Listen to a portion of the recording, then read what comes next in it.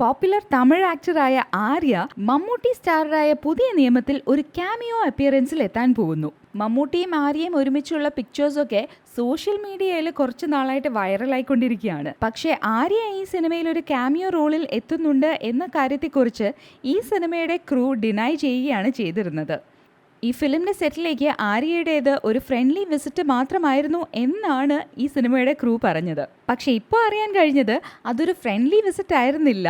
ഈ സിനിമയിൽ അഭിനയിക്കാനായിട്ട് തന്നെയാണ് ആര്യ സെറ്റിൽ എത്തിയിരുന്നത്. ഒരു ചെറിയ എന്നാൽ വളരെ ഇമ്പോർട്ടൻ്റ് ആയിട്ടുള്ള ഒരു റോളിലാണ് ആര്യ എത്തുന്നത് ഈ സിനിമയിൽ. ഡബിൾ ബാരലിനും ഉറുമിക്കും ശേഷം ആര്യ മോളിവുഡിൽ അഭിനയിക്കുന്ന ഒരു സിനിമ കൂടെയാണ് പുതിയ നിയമം.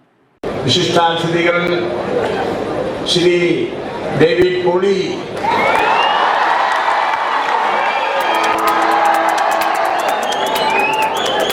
യുവജനോത്സവത്തിനും കലോത്സവം നടക്കുന്ന ദിവസങ്ങളെല്ലാം എനിക്ക് അവധിയായിരുന്നു.